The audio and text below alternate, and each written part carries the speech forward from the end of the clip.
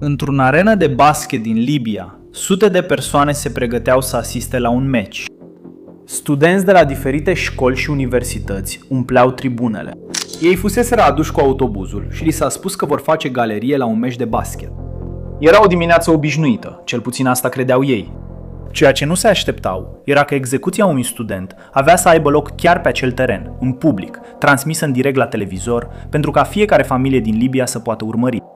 Bărbatul care apare în filmări este așezat în mijlocul terenului, cu mâinile legate strâns la spate, fața marcată de frică.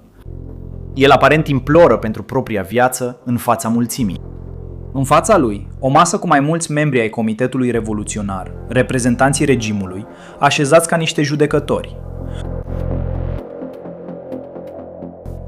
Numele acestui bărbat este Sadiq Hamed Shwedi, un student libian în vârstă de 30 de ani, care se întorsese din Statele Unite. Numele este Sadiq Hamed Shwedi. Studiam în America. El a fost acuzat de conspirație pentru asasinarea liderului Libiei, Muammar Gaddafi.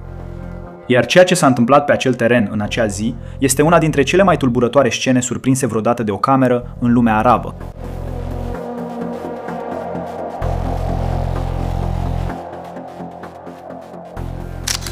Pentru a înțelege puțin mai bine motivul acelei execuții, trebuie să înțelegi Libia din acea perioadă. Libia anilor 80 era una dintre cele mai controlate țări din lume. Muammar Gaddafi ajunsese la putere în 1969 printr-o lovitură de stat militară, iar în anii următori a construit un regim al fricii absolute care nu tolera nicio formă de opoziție. Dar a fost în anii 80 când puterea lui a atins apogeu. În 1984, o tentativă de lovitură de stat împotriva lui Gaddafi, un atac armat asupra complexului său militar din Tripoli, cunoscut sub numele de Bab al-Azizia, a zguduit profund regimul. Atacul a eșuat, dar impactul psihologic asupra lui Gaddafi a fost puternic. Din acel moment, el a devenit și mai paranoic și mai brutal. Gaddafi a lansat o campanie necruțătoare de teroare, arestări și execuții publice. Mesajul era clar: oricine s-ar fi opus revoluției trebuia să fie pregătit să moară. Pentru a pune în aplicare această teroare, el a creat așa numitele comitete revoluționare, grupuri înarmate și instruite ideologic, care funcționau ca ochii și urechile regimului în toată țara. Misiunea lor era simplă: să monitorizeze populația și să raporteze orice persoană suspectată că se opune sistemului.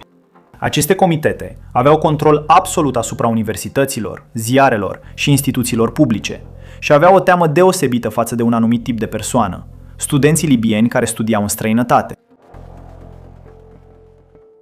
Sadiq Hamed Shwedi era student la inginerie electrică. Fusese trimis să studieze în Statele Unite, o oportunitate pe care guvernul libian o oferea tinerilor talentați ca parte a unui program de burse. Dar regimul lui Gaddafi ținea sub strictă supraveghere fiecare dintre acești studenți aflați în străinătate. Ambasada Libiei din Washington funcționa ca un braț al serviciului de informații, monitorizând comportamentul, conversațiile și prieteniile fiecărui student.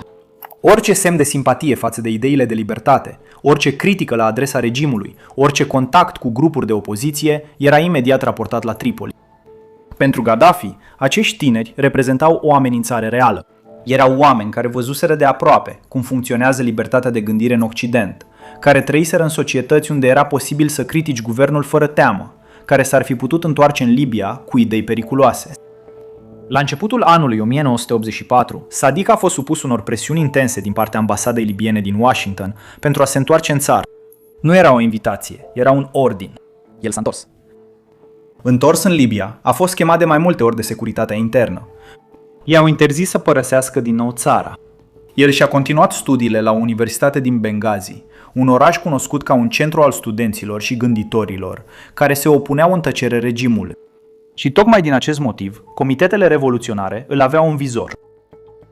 În lunile dinaintea arestării sale, colegii lui Sadiq au observat că era urmărit. Era cunoscut pentru opiniile sale puternice și pentru discuțiile deschise despre libertate. Îl critica pe Gaddafi în conversații private, ceva ce în orice altă țară ar fi fost complet normal. Dar în Libia anului 1984 era un act potențial fatal. Într-o zi, forțele de securitate i-au percheziționat apartamentul studențesc. Au spus că au găsit materiale împotriva guvernului. La scurt timp după aceea, Sadiq a fost arestat chiar în cadrul universității. în fața colegilor săi. A fost dus direct la sediul securității interne din Benghazi, un loc cunoscut printre libieni pentru interogatorii brutale, tortură și teroare. Acolo a fost interogat timp de mai multe zile, torturat, pentru a fi forțat să mărturisească faptul că făcea parte dintr-un grup de opoziție acuzat că plănuia să răstoarne regimul. Apoi a fost transferat la închisoarea Al-Kuwaifia, unul dintre cele mai de temut locuri din Libia. Investigația a continuat timp de săptămâni, până când autoritățile au anunțat că el era un trădător al Revoluției. Fără avocat, Gaddafi interzisese avocatura în Libia în anii 80. Fără apărare, doar o mărturisire forțată. Cuvinte pe care fusese instruit să le spună. Câteva săptămâni mai târziu, a apărut în mijlocul unui teren de basket, slăbit, îngrozit, încătușat, cu doar un microfon în față. Era o dimineață toridă în Benghazi. 7 aprilie 1984. În Libia, această dată era cunoscută ca Ziua Universităților, presupus a fi o sărbătoare a studenților libieni. Sute de tineri din diferite școli și universități au fost aduși cu autobuzele într-un stadion de basket arhiplin. Li s-a spus că vor asista la un meci. Ceremonia de deschidere nu a fost muzică, nu a fost o reprezentație.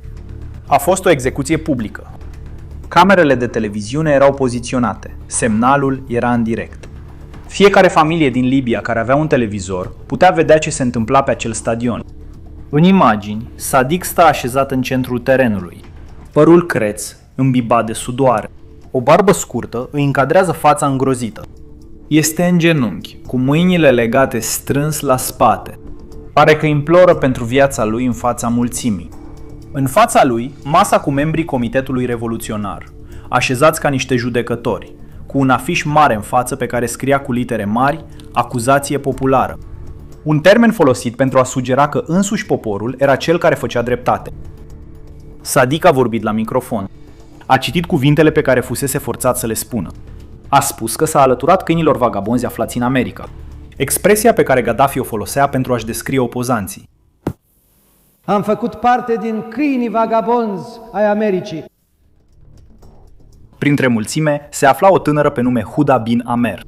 Ea a început să incite publicul, cerându-le să strige pentru execuția lui Sadiq. Câteva momente mai târziu, sentința de moarte a fost citită cu voce tare. Fratele lui Sadiq era acasă în acea zi. Când a văzut ce se întâmplă la televizor, a luat o cameră și a înregistrat transmisia în direct. Apoi a păstrat casetele. Timp de 27 de ani nu le-a mai vizionat niciodată. Casetele au rămas păstrate în tăcere. 4 casete beta, care conțineau procesul complet și execuția fratelui. O amintire mult prea grea pentru a fi retrăită, dar și o amintire mult prea importantă pentru a fi distrusă. După căderea regimului lui Gaddafi în 2011, jurnaliștii străini au început să răscolească arhivele televiziunii de stat libiene. S-a descoperit că unii tehnicieni și editori din interior păstraseră sau scurseseră în secret copii ale anumitor înregistrări în străinătate.